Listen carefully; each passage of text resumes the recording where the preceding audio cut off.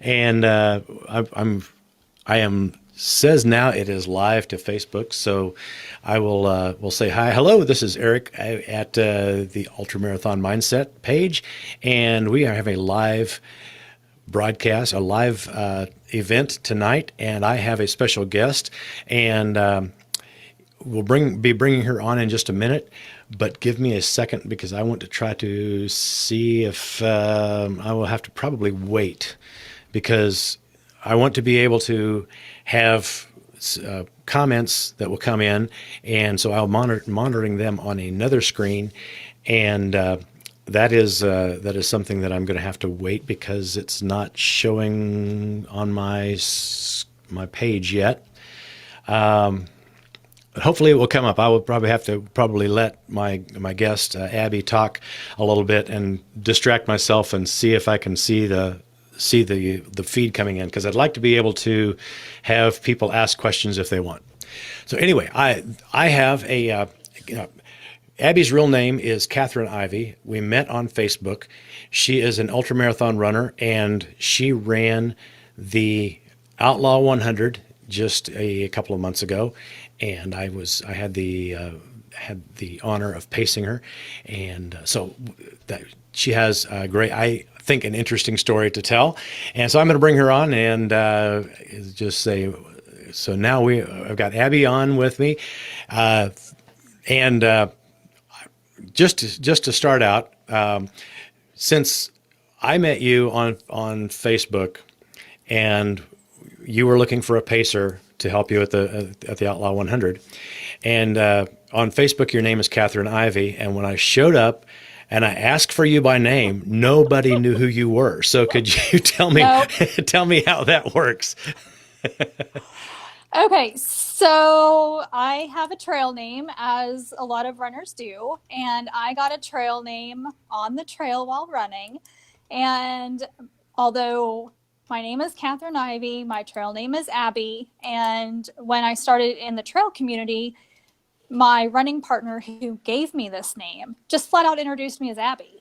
And once you meet people for the first time and they know you as Abby, then how do you possibly say, well, my real name is Catherine? They don't know that. Mm-hmm. So in the trail community, I just go by Abby. And anyone who calls me Catherine, I know that they're either a colleague from work or I've known them far longer than I have been running. But Abby came as a name on the trail, as a lot of people get those names.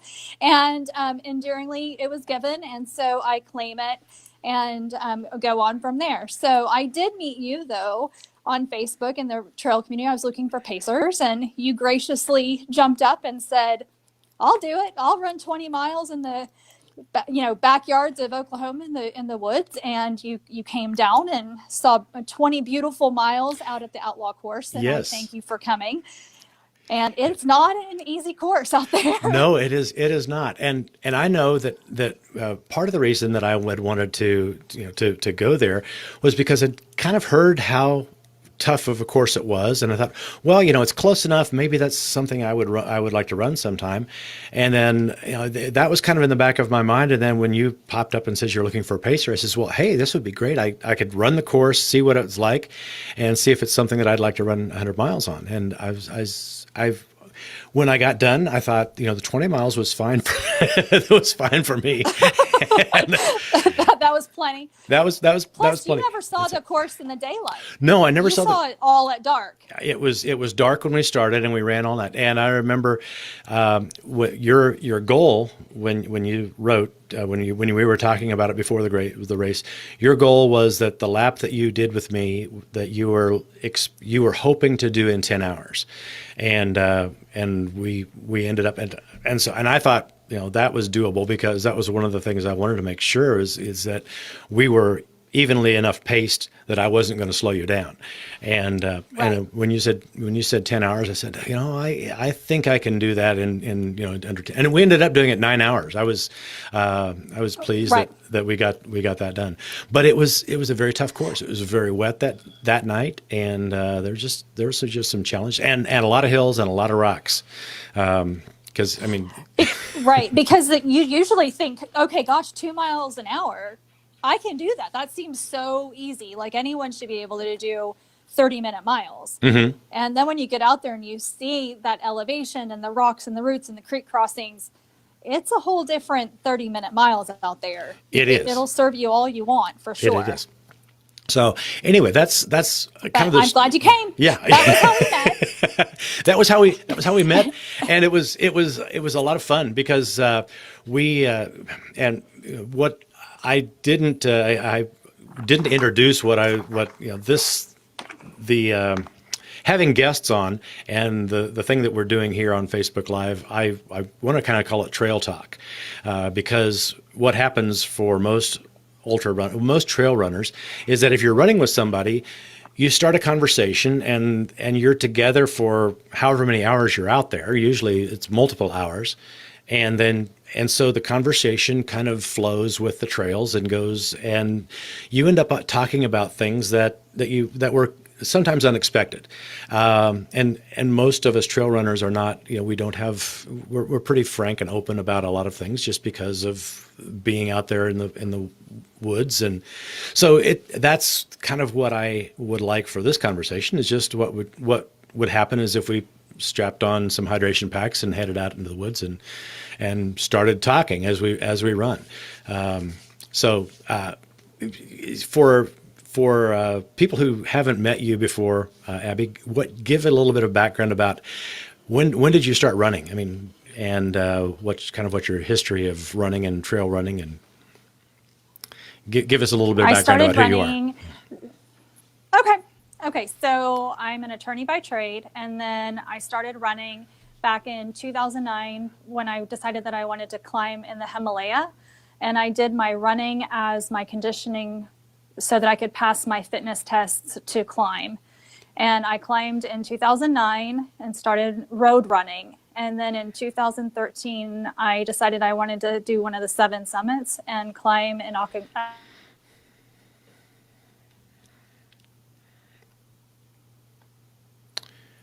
We had some technical difficulties here. I'll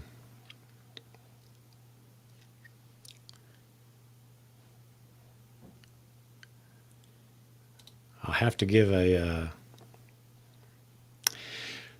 this is the second time I've had technical difficulties. Last time my sound cut out, and this time it looks like Abby's feed has quit. So I will ad lib here a little bit until Abby comes back, and hopefully she can log in again. My guess is that something happened with her bandwidth, and so anyway, what I wanted to what I was okay. I just had a notification come in, and I thought it was Abby popping in. Okay, ad-libbing for on my own. We'll find out what I would like to do with this time of having people on with and sharing this space with me on Facebook Live, calling it Trail Talk, is to have people who've done interesting things. Abby, if you don't know about the Outlaw 100, it is in the race is in central Oklahoma. The race is in central Oklahoma, east central Oklahoma. It would be, to be more specific. And my impression of Oklahoma is that it's flat. Oklahoma City. I mean, most of the drive, and when I was driving down, it was pretty flat, and got to the place where the race was, and all of a sudden, out of the flatlands, these hills popped up. And so the Outlaw 100 is run on these very significant hills, very beautiful scenery, pine trees, and streams running through, and there's a lake, and cliffs, and rocks the size of houses. It is a very beautiful, beautiful place. Of course, I saw most of the course at night, so I didn't get to see all of it at once. But haven't seen Abby come back yet, so I'm going to send her. See if I can send her a message.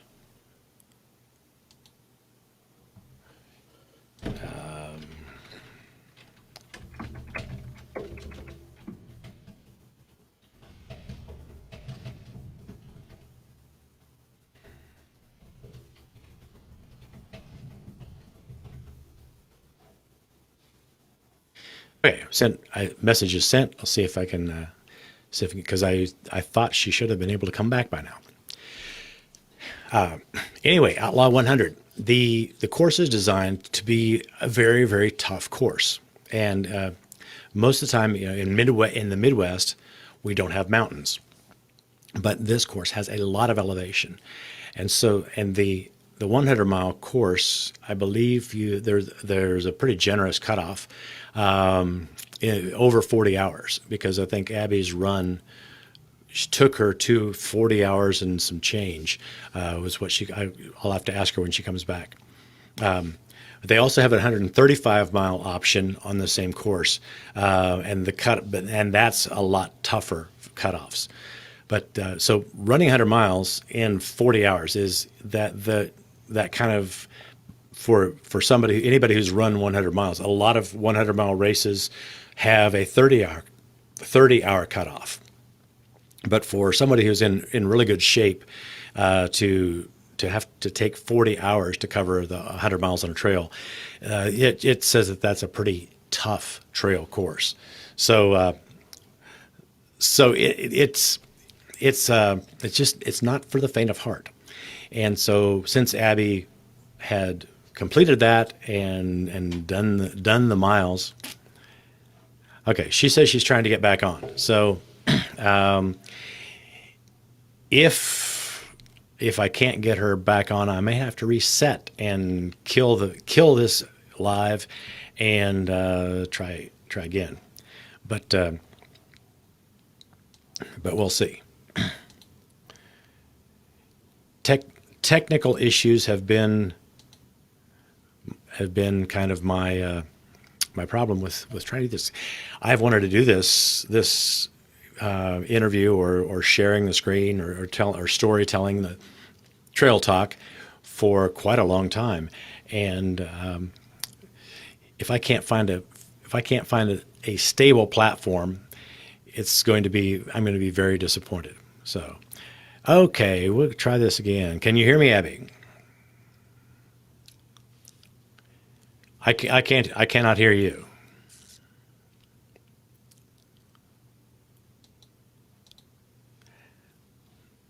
Hang on. There we go. Can you hear me? Yes, I can hear you now. It was my fault. It was not. Can you hear me at all? I can hear you. Can you hear me? Hello? Yes. Yes, I can hear you. Can you hear me? Can you hear me now? Sorry, we're having storms. I can. Yeah, okay. Okay, can you hear me now? Yes, sir. Okay, great. I was trying to ad lib while you were gone. Sorry about that. No, that's not a problem. I'm not very good at ad libbing. So Okay. So I don't know where it got cut off. But I started to climb mountains. yes, that's about where we were. As you were climbing, you were training on the road to be able to climb in the Himalayas. In the Himalayas. Okay, so Himalayas. that's where I started to run. And then after 2009, I got bored with running, and so I just quit. And then I decided that I wanted to climb in South America and tag one of the 7 summits. So I had to get back to running. Okay. So in 2013, I did some more road running and then got bored with road running. And so my running partner at the time and I decided to start trail running. And that's where the fun began with running, is when on the trails.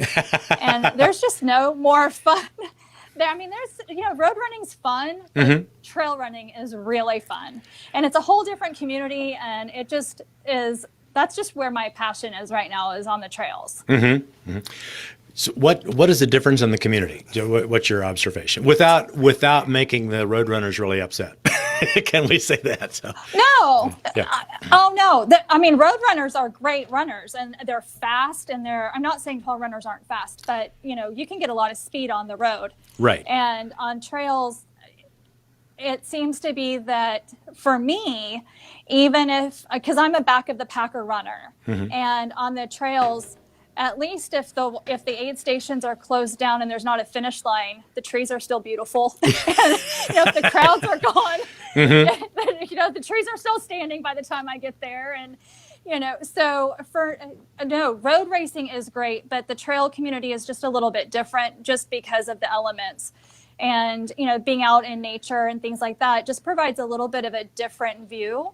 And for someone who is slow like me, I enjoy just spending time out and not worrying about whether necessarily I'm going to be cut off because the police are coming right behind me because the permitting is only for 8 hours or whatever. Right. Generally, there's a little more time limit leniency on the trails just because of that. Yeah, and that's the thing I've noticed about the road runners. It's not so much they're not so much rude. They're more focused. Yeah, they're not rude. They're just focused. And so a lot of the the times and the splits, there just seems to be which is fine, because some trail runners are the same way. But a lot of the back of the pack trail runners, it's much more about the community and the experience. And so there's still the desire to push and to work hard and to go the distance.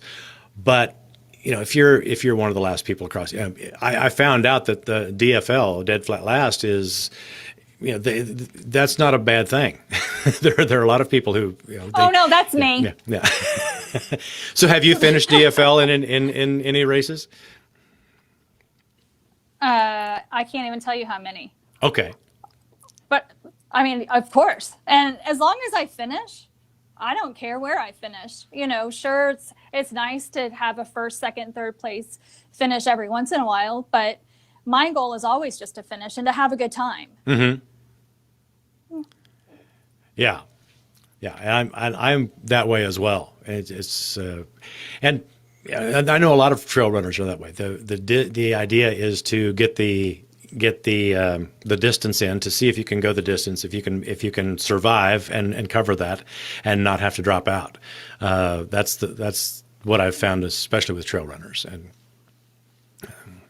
so anyway, and I think that the trails provide a little bit of different elements than on the road, just because you have the rocks and the roots, and it can be technical versus on the roads, it's, generally you have a lot of elevation, you can have a lot of that. But as far as rocks and roots and things like that, water crossings, that element isn't necessarily there. So just different, trails and roads are completely different as far as the atmosphere and the training elements. But I train all on a treadmill no matter what. So. Oh, wow. So you train on the treadmill and then get out. Well, occasionally you get out on a weekend on trails, I'd imagine. Right. But my weekly runs are all on a treadmill. Wow. I admire you for that. I can't run on a treadmill very well. So. Makes you mentally tough for sure. 30 miles on the treadmill, it certainly does. That's an all-day deal. It certainly is. Yeah, I would not want to do that. I've heard some stories about treadmill events, and it's that's just something that I have difficulty doing, and so can't get the timing. So you when was it? You said you haven't climbed mountains for a while, if I remember right. So when was it that you left the mountain climbing? I left the mountains. I did my last climb in the mountains in 2013, just because my daughter at the time asked for me not to climb any higher. She was worried about Mom. So I told her that I wouldn't climb again until after she got out of school. She graduated this year. So the mountains will be calling. The mountains will be calling back? I'll be back out there climbing, but she asked for me to not go higher than what I've done, and so out of respect for her, I didn't. So what kind of elevation were you going for when you were climbing? Let's see, Aconcagua is I think 23,600 feet. Okay. If I might not be exactly right, but it's the highest mountain outside of the Himalaya. Mm-hmm. So got that one, and That's I'm pretty proud of that. But that's plenty high for that's me very right now. that's plenty high. Yeah. Now, just to clarify, mountain climbing. I assume that this is not with like ropes and pitons, and or are you climbing cliffs or? Oh yeah. Oh, okay, you're climbing cliff. No. Yeah. Rock We climbing then. Well, snow. I have ice axe and crampons. And Okay. All So of that. not the people who like they climb the El Capitan and going with Oh, the no. little with that. Yeah. No. Because No, I'm not brave enough to do that. No way. because a lot of times, I mean, I know that there's a difference, but there was a time in my life when if you would have said mountain climbing, I would have thought, well, you're hanging by your fingers on the on the Oh, no. sheer face. No. And No. So yeah, I'm scared of heights. that's what I thought when you said you were running No. as a way No. to condition yourself. I was like yeah, it's like because I've seen the Himalayan climbers and when the Everest. I mean the Everest expeditions. And they have the Right. Sherpas and it's still plenty steep.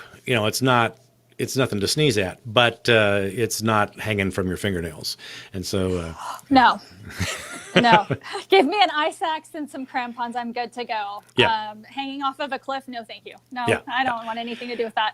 I don't think I could do that. I don't think I could do hanging off the cliff either. I have done rappelling, and I enjoyed that, but yeah, I don't know that I'd want to do free climbing. It just, not for me.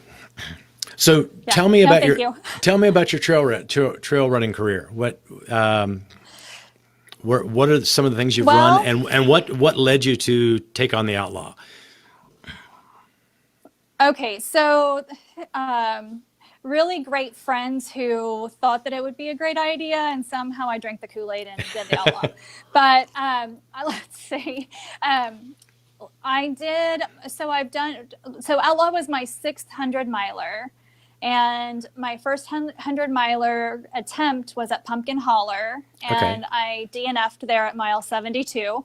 Okay. And that is a deceptively tough course. That is a beautiful course. Mm-hmm. But it's deceptively beautiful. tough. Yeah. It is. It is hard. And so I DNF'd at mile 72, and I spent a whole year training again for that course. I could have done another 100 and, probably done it before then, but for some reason, because I DNF'd Pumpkin, I wanted to do Pumpkin as my first. Mm-hmm. So I trained all year for that, and I did Pumpkin and finished that next year. And then after that, I did Brazos Bend and in Houston. Okay. It's a beautiful course. It's in December. Okay. And so I did that. That's a good time to be in Houston, I think. It is, and it's in an alligator reserve, so you can see the alligators. It's beautiful. Wow. It's flat. Mm-hmm. Yeah. It's a beautiful course. So compared to Pumpkin, it's nice and flat, and it's a great course. But Pumpkin is a beautiful course for anybody who's watching who hasn't run Pumpkin. They have great aid stations, and it's really is pretty. So, and then I did my next 100. I think was the Tulsa Ultra Urban, which is around the Tulsa area. Okay. And that's sponsored by the Tulsa Running Club, isn't it? There's the running truck by Runner's World. Runner's World. Okay, Runner's World. Runner's World in Tulsa. Mm-hmm. There was a podcast. And so that's a 25-mile loop. I heard a podcast from the race director at the Tulsa Urban, and she was talking about how the race was. And if I remember right, the aid stations was kind of self-guided. I mean, you.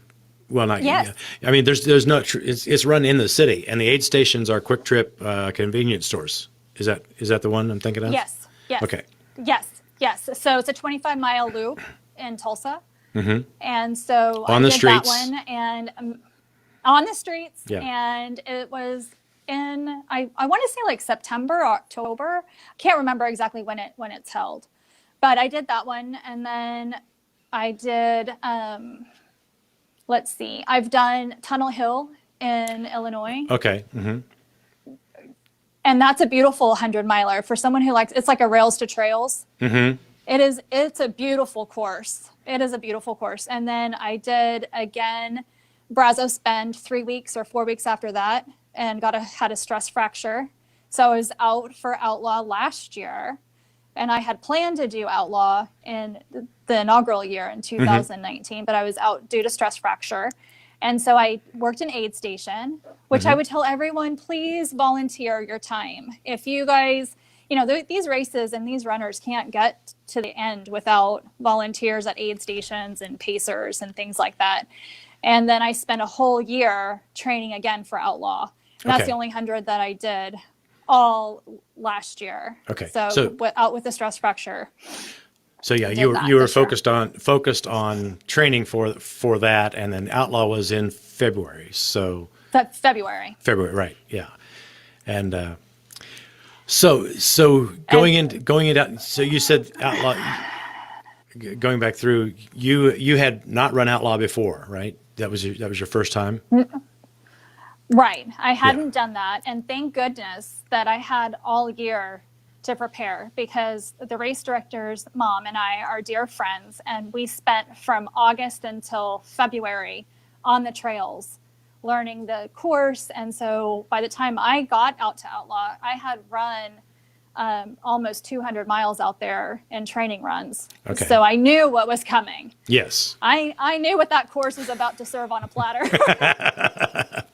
Well, and that, for me, that was helpful, because I know a lot of times that the job of the pacer is to try to keep you on course, and so the fact that you knew the course well, and at night it was very. The thing I would say, they did a good job of marking the course. I mean, the course markings were absolutely fantastic, but at night there were several times when it was easy to just step off the trail, because it was just that kind of the terrain was that difficult. Especially over through Rough Canyon and things like that, you can't tell where the rocks are showing a trail or where you have to, shimmy between rocks and whatnot. So that's true. It's not an easy to define course. So it was good, because, you're right. Those, when you came out, I'd already been out there for almost 18 hours. So, at least I knew where I was going. But your job, and a lot of times is just to make sure not only that we don't get lost, but to eat and drink, nutrition, and to remind people to eat and remind us to drink, and, keep our mind at ease with that. Mm-hmm. And that was something that I tried to remember to do, is to watch the time, and about every 15 minutes say, hey, it's been 15 minutes, just take a sip. How are you feeling? Have you eaten?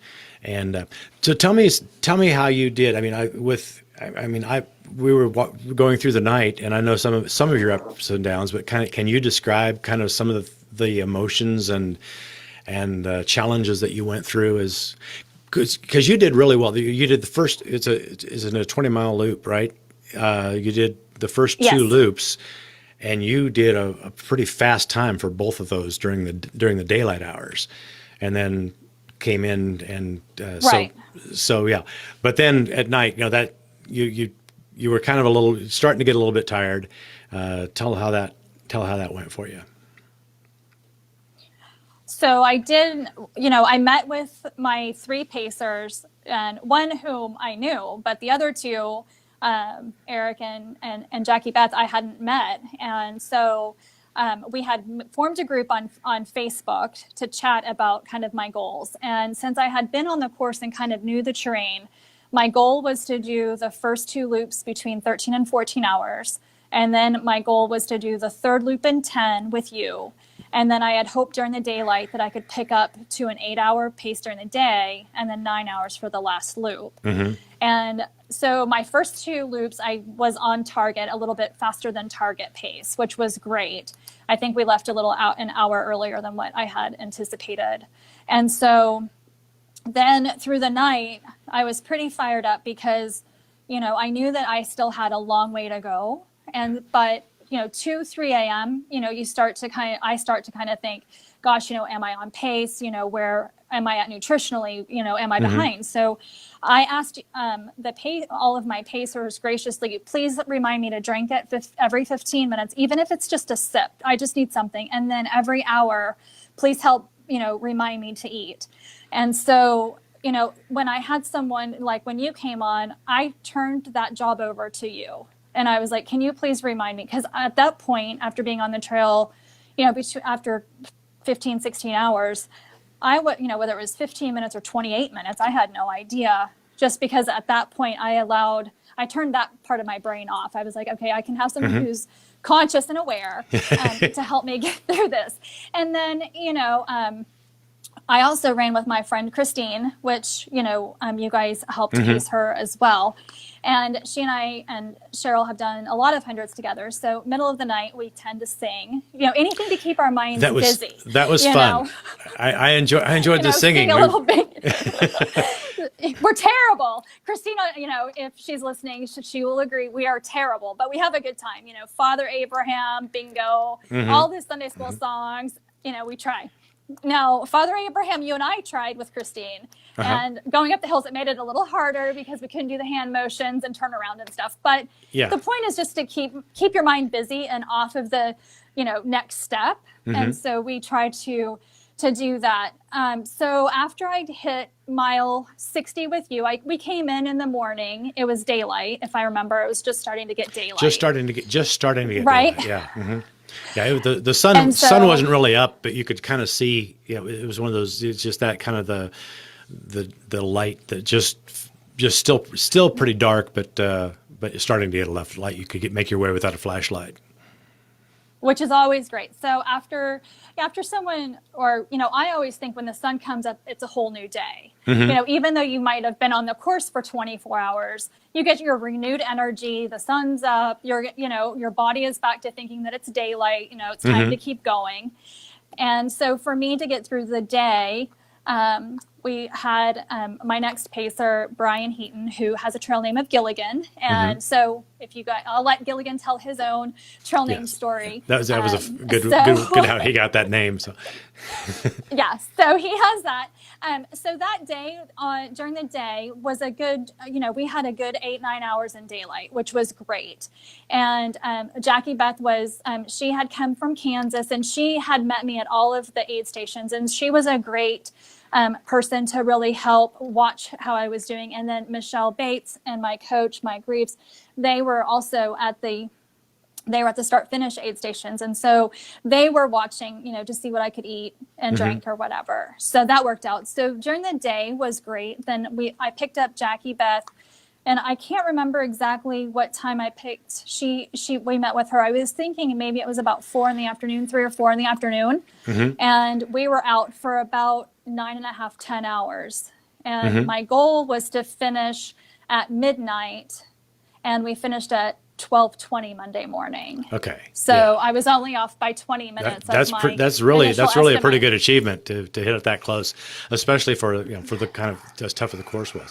Now I know when we were together at night, when it got to be about 3 a.m, you didn't want to eat.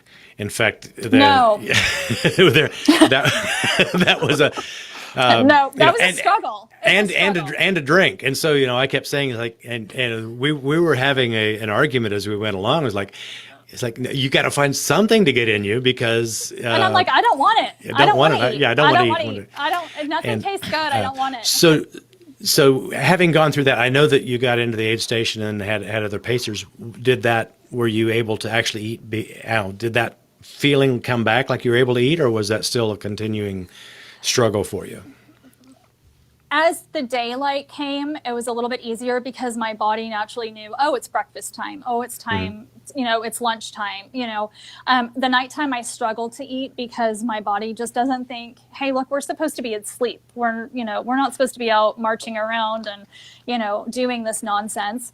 and I don't want to eat. So I'm sorry if I argued with you. I don't really remember that part. So my apologies. But it was, yeah, it was not. It was like that was my job. That's my job to listen to you complain and and to fight me. It's like I knew that Pacers have a tough job. You guys have a tough job. You graciously come in and have to argue with someone who has been on their feet for 24 hours or longer. We don't know up from down, and then we certainly rely on you guys to have, the common sense that we lack at that point. So, it is a tough job, especially for someone that, you're just like, I don't even know this lady. I'm out here pacing her in the middle of the night. She's telling me she doesn't want to eat, but she told me at the beginning that I'm supposed to tell her to eat. That's right. That's right. So that's hard. It's a hard job that the Pacers have, and it's a huge responsibility. Well, and then your friend Christine ran with us the entire time. I mean, from the time that Yes. I came in, you two were together, so it was the three of us.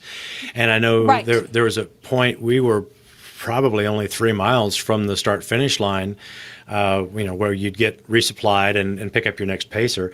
And Christine just was at the bottom of the hill, and she didn't even want to go anymore. And so I was kind of like.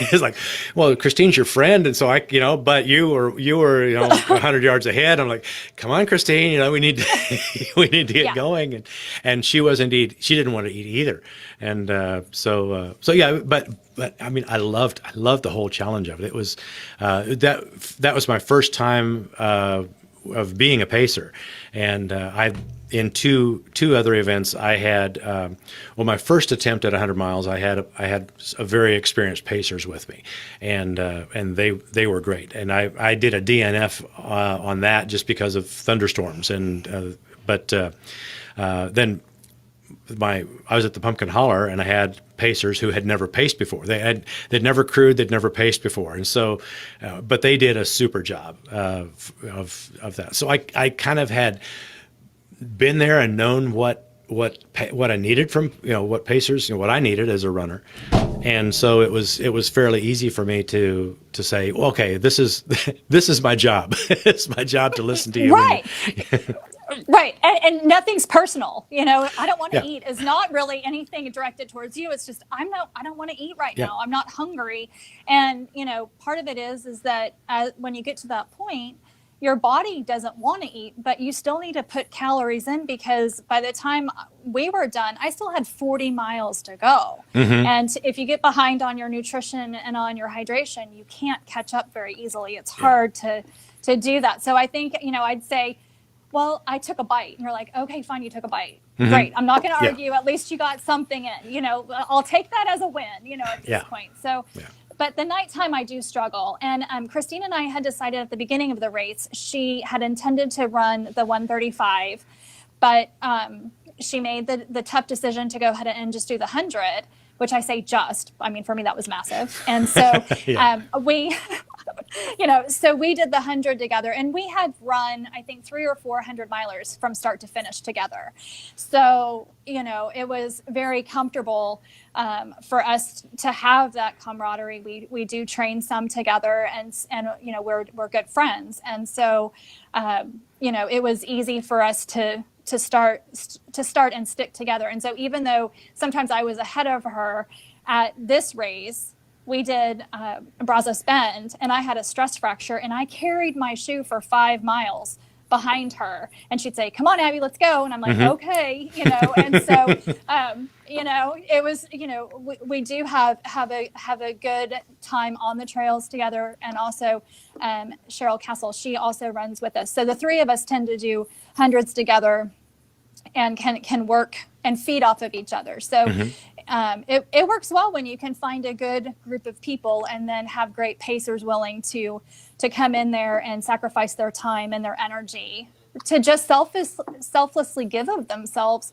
for a buckle that they're not going to get, but you are. And so, but And the thing about the Outlaw has a very cool buckle. They do have a cool buckle. And what they do is every year they change the buckle, so if you run it for the first time next year, you still get the first year buckle. And so then you can earn the second year and third year. So it's never a repeat of the same buckle. So that always, kind of lends itself to have repeat runners come out and do that challenge. So. Yeah.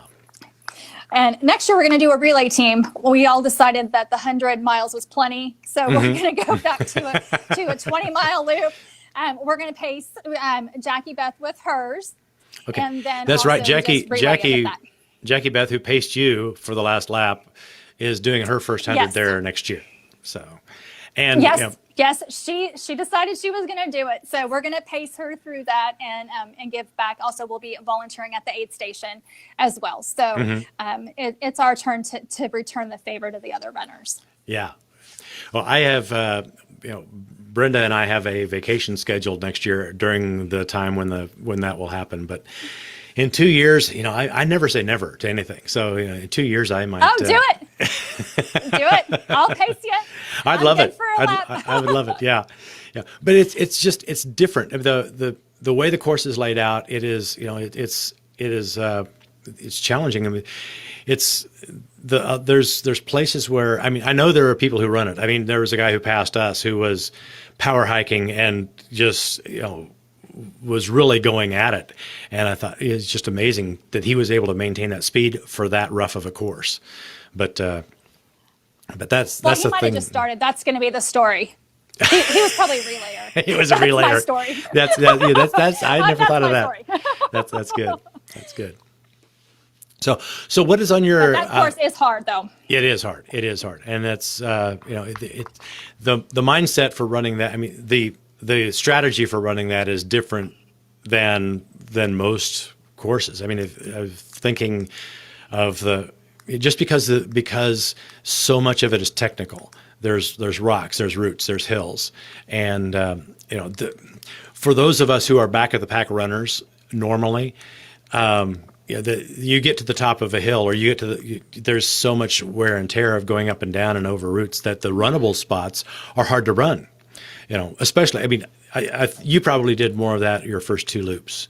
You probably found more runnable spots. But by the time it was nighttime and the dark and being tired, it was just more dangerous to run, even if it was runnable. And so we did a pretty fast hike. Well, we tried to do the last loop with Jackie Beth and with Brian. Is during the daylight hours, every mile we would try to find 1 minute to run, just to try to keep our pace down. Try to overall keep running just a tad bit. And if we could only run for 45 seconds because of the train wouldn't allow that extra 15 seconds, we'd pick up 15 seconds somewhere else. And so our pacers during the daylight hours really, it gave them something to do. They'd be like, okay, you guys have 50 seconds, and try to do it that way. So, but in fact, we're going to go out there again and train just because, I trained out there and did 20 miles last weekend. So we're still loving that course. It's just, I love it a whole lot more knowing I don't have to do 100 miles. Yes, I could definitely see that. I would do that as well. If I decide to do it, I probably won't do the multiple years. I would do it once just to say I did it, just because. I mean, that's the reason we run ultras is for the challenge, and so you put a challenge like that out there, and it's pretty tempting, and then also it's for the buckle. It's a one and done for me, though. Yeah, and also for the buckle. That buckle is great. So if you match the challenge and a cool buckle, and it's like, yeah, I might do that. So what's next for you? Yeah, and okay. So next for me, well, I've had so many races canceled. Well, yeah, so and that's. Are you doing any that series? Are you doing any virtual races? I am doing a few. And only because they have switched the format, either from having it being an actual race. So it was an actual race that you virtual race. It was an actual race that you had signed up for, yes. And then you was like, okay, okay. And I think it's let's see. So Jeremy and Alicia Campbell, Jeremy Harrison and Alicia Campbell are the race directors for the Outlaw, and they have a series of the 5 races they do.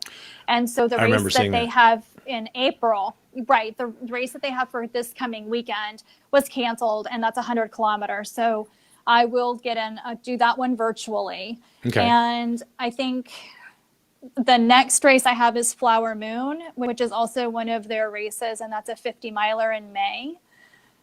So that's next, as long as that's not canceled. And then I have. So is that still kind of iffy? We haven't heard for sure. It is iffy. They haven't canceled yet, but I don't know. It's in May, so it's hard to say whether it will actually go or not. Hopefully it will, but I have no idea. And then after that, I don't have really anything on the list until I think October, just because the Oklahoma Memorial Marathon was switched to October. And then I've got Route 66, those are both road races, which are fun here in Oklahoma. And I'll still be back at the pack, don't worry. I don't pick up speed anymore. And then let's see. And then I'm going to do Snowdrop 100 in Houston. And I'm pacing. And then I'm pacing Brian at Brazos for 32 miles in December for his 100 miler there. So pretty light schedule this year, just because Outlaw took so much time last year, that this year, as I told my running coach and I've told my friends, this is my year of fun. So just fun, trail racing and, trail miles and, some road races just for fun. And do it that way. So really a light schedule this year. It has to be. Nice. Yeah, it has to be fun. You have to keep it fun. And sometimes it's just not fun. Sometimes training just isn't fun, and it becomes a job. And I just didn't want that to be this year. So this year I'm scaling it back and just enjoying it for this year. Yeah. Okay, well, thank you. I appreciate the time. Anything else you wanted to add? Anything you had anything that I don't think so. I appreciate it. I hope that this was something that was helpful and useful. And you're a great pacer, so anyone who needs a pacer, hit him up. He's great at that. Yeah. So as long as you're a back of the pack runner, I don't I don't know if I could but this is my year to build speed, and so I've been working on speed. Nice. Strength training, and last year I spent the whole year running endurance, and so I worked on my power hiking technique and a lot of long, slow miles. And this year I'm doing strength training, core training, and working to run faster. And walking on poles. Well, I'm also running barefoot.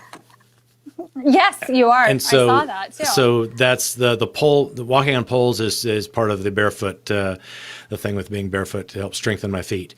And I was doing that from the first of the year, but I had some minimal shoes that I've been running in, but I wasn't sure enough of my ability because I was still a lot of barefoot running or minimal running is you have to strengthen your feet. And I didn't want to get 15 miles in and have my feet give out when I was trying to pace you. So pacing you was the last run for my Hokas. It's like I got done and and it was 20 miles. It's like I know why I'm getting rid of these Hokas, because I just can't do this anymore. So did you take them back to Kansas, or did they end up just there in the trash? I took them back to Kansas. I kind of thought, I might use them for yard shoes, but what has happened is that the front of my feet has spread out even more. I have pretty wide feet anyway, and they spread out even more. And so, trying to put my feet into those shoes, it's just very, very.